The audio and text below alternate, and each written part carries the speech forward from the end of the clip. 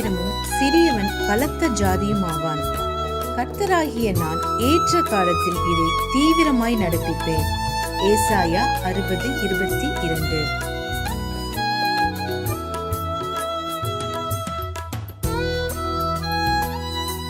A little one shall become 1,000, and a small one a strong nation. I, the Lord, will hasten it in His time. Isaiah 60:22.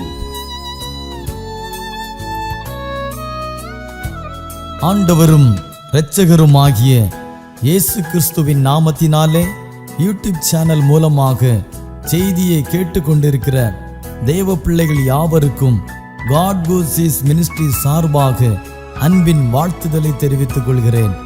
இந்த 6வது மாதமாகிய June மாதத்திலே கர்த்தருடைய கிருபையும் இரக்கமும் சமாதானமும் உங்களோடும் உங்கள் குடும்பங்களோடும் தங்கியிருப்பதாக. தேவனுடைய சமாதானம் உங்களுடைய இல்லங்களிலே உங்களுடைய தனிப்பட்ட வாழ்க்கையிலே காணப்பட வேண்டும் என்று வாழ்த்தி ஆசீர்வதிக்கிறேன். உங்களுக்காகவும் உங்கள் குடும்பங்களுக்காகவும் தினந்தோறும் ஜெபித்து வருகிறோம். தேவனாகிய கர்த்தர் இந்த மாதத்திலே நம் கண்ணீருக்கெல்லாம் ஒரு பதிலை தர உண்மையுள்ளவராயிருக்கிறார் என்பதை நான் விசுவாசிக்கிறேன். நீங்களும் அதை விசுவாசித்து தேவனுடைய நாமத்தை மகிமைப்படுத்தி உங்களை ஒப்பு கொடுங்கள். கர்த்தருடைய வார்த்தையை விசுவாசிக்கிறவர்களுக்கு தேவனுடைய வார்த்தையினால் உண்டான சமாதானமும் மகிமையும் இரக்கமும் நிச்சயம் கிடைக்கும் என்பதில் சந்தேகமில்லை. இந்த மாதத்தில் கர்த்தருடைய வார்த்தை உங்கள் வாழ்க்கையில் கிரியை செய்யும்படியாக நீங்கள் உங்களை தேவனுக்கு முன்பாக ஒப்புக்கொடுங்கள். தேவனாகிய கர்த்தர் உங்களையும் உங்கள் குடும்பங்களையும் ஆசீர்வதிப்பாராக. ஆமென்.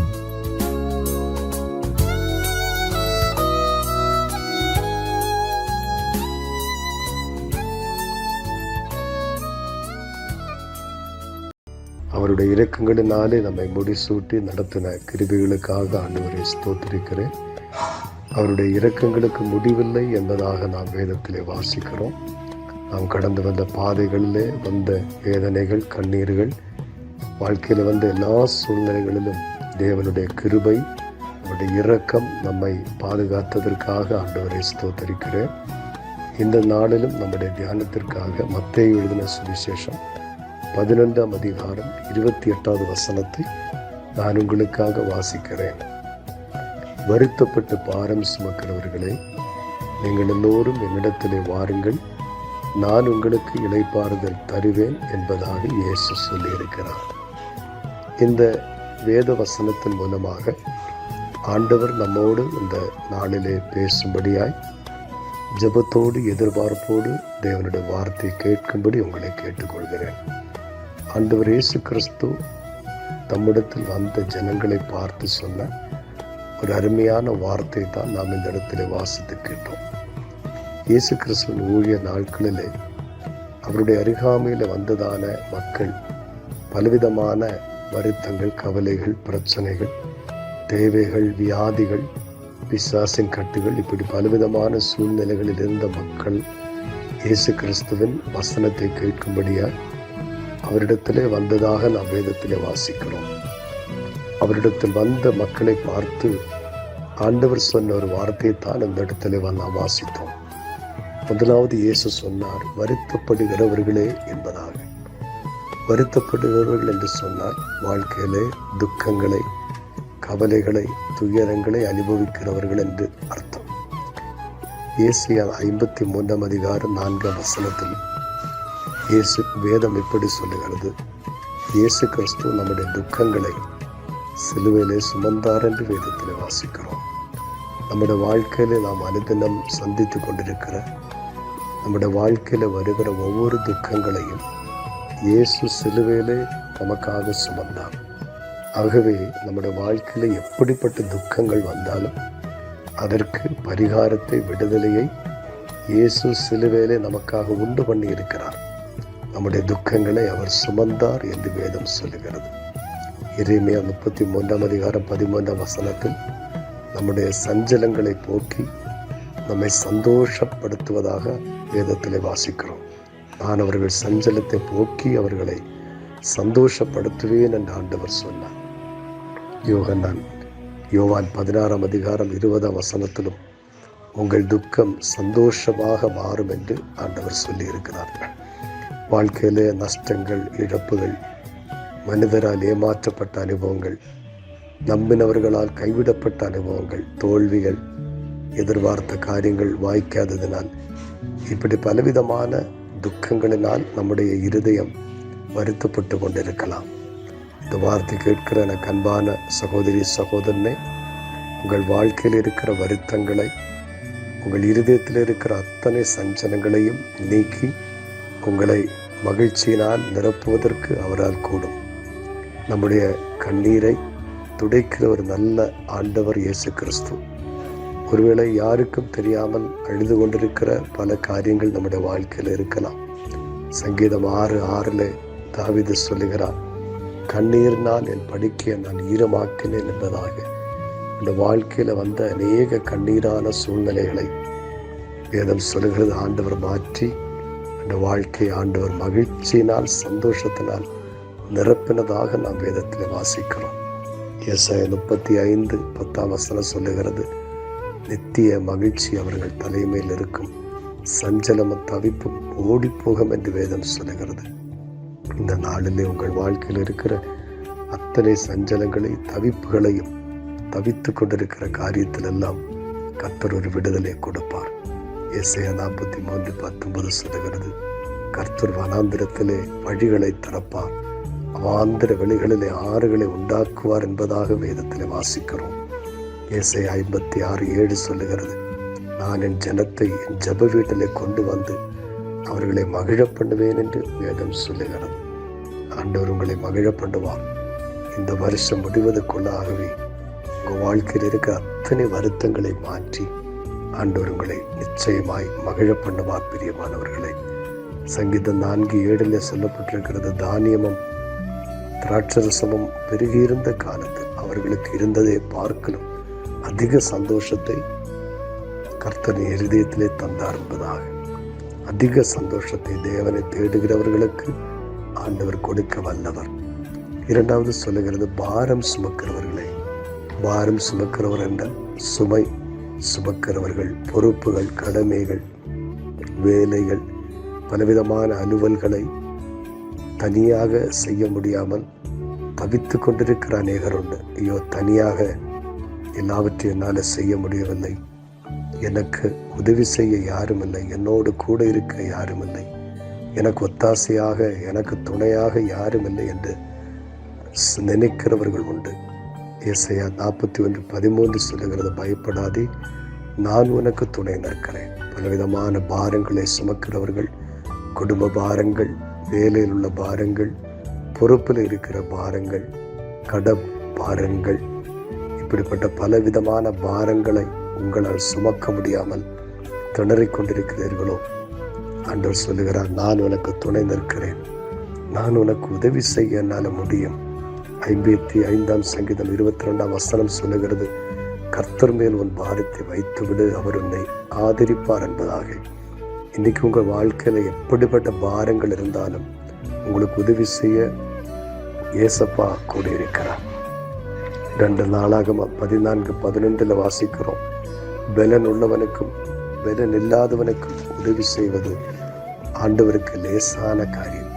உங்களுடைய வாழ்க்கையில் எவ்வளோ பெரிய பாரமாக இருந்தாலும் உங்களுக்கு உதவி செய்ய ஆண்டவரால் முடியும். அடுத்ததாக ஆண்டவர் சொன்னார், என்னிடத்தில் வாருங்கள், வருத்தப்படுகிறவர்கள், பாரம் சுமக்கிறவர்கள், என்னிடத்தில் வாருங்கள். தேவனுடைய பிள்ளைகளை, உங்கள் வாழ்க்கையில் இருக்கிற வருத்தங்களை, பாரங்களை மாற்றுவதற்கு ஏற்ற ஒரு நல்ல இடம்தான் இயேசுவின் பாதம். நீங்கள் இயேசுவினிடத்தில் வரும்போது, என்னிடத்தில் வருகிறவனை புறம்பே தள்ளுவதில்லை என்று வேதத்திலே வாசிக்கிறோம். உங்களுடைய விடுதலைக்காக, உங்கள் பரிகாரத்துக்காக மனிதனை தேடியோ, மந்திரவாதிகளை தேடியோ, இன்னும் உலகத்தில் நமக்கு எப்படி யார் என்ன உதவி செய்யலாம் என்று சொன்னாலும் அவர்கள் வார்த்தைகளை நம்பியோ நாம் போனால் நம்முடைய வாழ்க்கையில் விடுதலை கிடைக்காது. தேவனிடத்தில் வர வேண்டும். நமக்கு ஒரு வருத்தம் வரும்போது, ஒரு பாரம், ஒரு பிரச்சனை வரும்போது நாம் முதலாவது செய்ய வேண்டியது அவருடைய பாதத்தில் போய் முழங்கால் படியிட வேண்டும். அவரை தேட வேண்டும். இயேசுவினிடத்தில் வர வேண்டும்.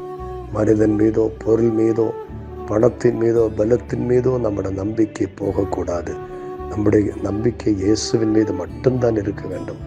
அவரிடத்தில் வர வேண்டும். அவர் நமக்கு உதவி செய்வார். கடைசியாக ஆண்டவர் சொன்னார், நான் உங்களுக்கு இளைப்பாறுதல் தருவேன் என்பதாக. ஆறுதல் தருகிற ஆண்டவர். துயரங்களை மாற்றி, பாரங்களை மாற்றி நம்முடைய வாழ்க்கையில ஆறுதலை கொடுக்கிறவர். ஏசாயா 66:13 வாசிக்கிறோம், ஒரு தாய் தன் பிள்ளையை தேற்றுவது போல ஆண்டவர் நம்மை தேற்றுவார். ஏசாயா 49:15 சொல்லுகிறது, ஒரு ஸ்திரீயானவள் தான் பாலகனை மறந்தாலும் நான் உன்னை மறப்பதில்லை என்று ஆண்டவர் சொல்லுகிறார். மன நிம்மதியை தருகிறவர். இன்றைக்கு வாழ்க்கையில் நிம்மதி இல்லாமல், சமாதானம் இல்லாமல், துயரங்களினால், கவலைகளினால் பாரப்பட்டிருக்கிற எனக்கு அன்பான சகோதரி, சகோதரனே, இயேசப்பா உங்களுக்கு ஆறுதலை கொடுப்பார். எல்லா சூழ்நிலைகளையும் ஆண்டவர் மாற்றுவார். உங்கள் வாழ்க்கையில் ஆண்டவர் பெரிய காரியங்களை செய்வார். இந்த வசனத்தை கேட்கிற ஒவ்வொருடைய வாழ்க்கையிலும் ஆண்டவர் ஆறுதலையும் சமாதானத்தையும் தந்தருள்வாராக. ஆமென், ஆமென்.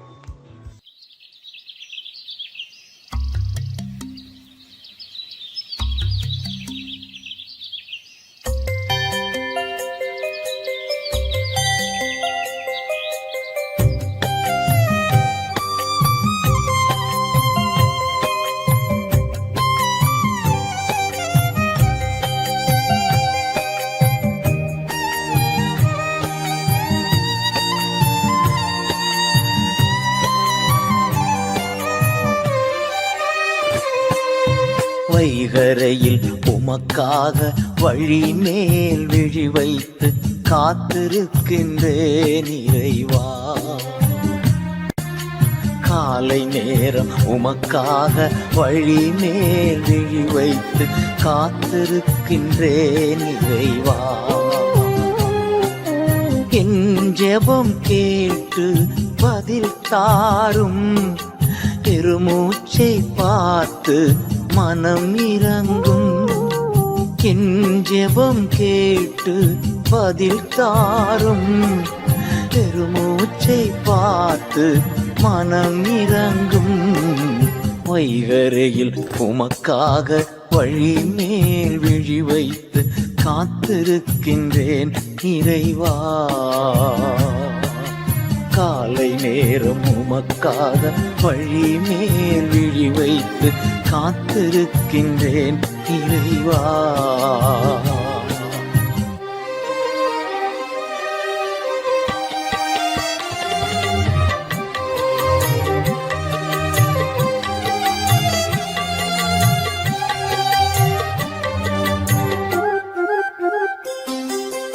உம் இல்லம் வந்தேன் உம் கிருபையினார், பயபக்தியோடு பணிந்து கொண்டே.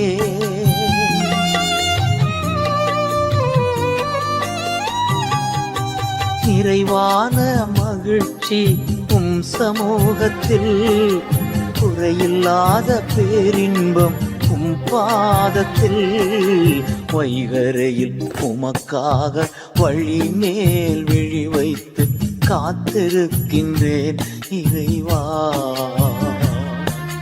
காலை நேரம் உமக்காக வழி மேல் விழி வைத்து காத்திருக்கின்றேன் இறைவா.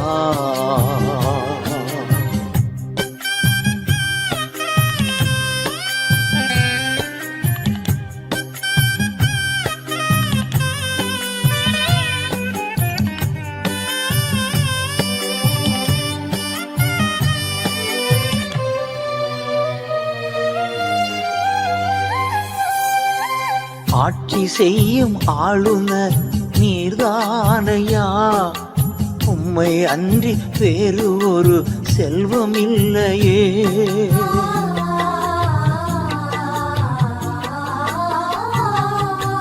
நீர்தானே எனது உரிமை சொத்து, எனக்குரிய பங்கும் நீர்தானையா. வைகரையில் உமக்காக வழி மேல் விழி வைத்து காத்திருக்கின்றேன் இறைவா. காலை நேரம் உமக்காக வழி மேல் விழி வைத்து காத்திருக்கின்றேன் இறைவா.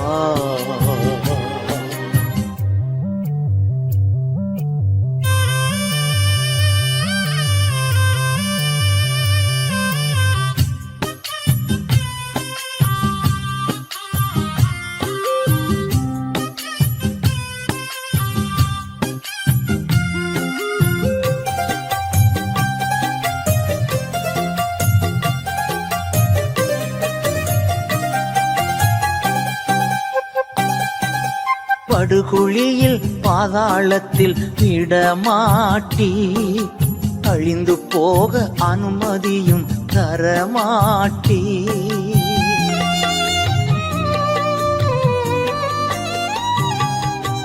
என் இதயம் பூரித்து துள்ளுகின்றது, என் உடலும் பாதுகாப்பில் இளைப்பாறுது.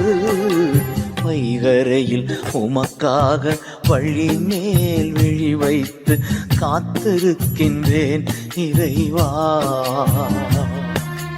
காலை நேரம் உமக்காக வழி மேல் விழி வைத்து காத்திருக்கின்றேன் இறைவா.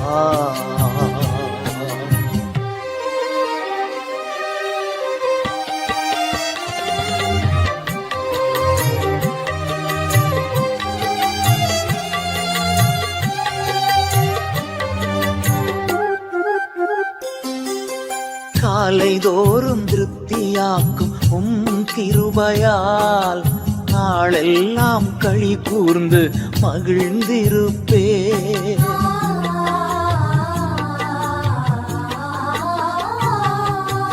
எப்போதும் என் முன்னே நீர்தானையா, ஒருபோதும் அசைவுற விடமாட்டே. வைகரையில் உமக்காக வழி மேல் விழி வைத்து காத்திருக்கின்றேன் இறைவா. காலை நேரம் உமக்காக வழி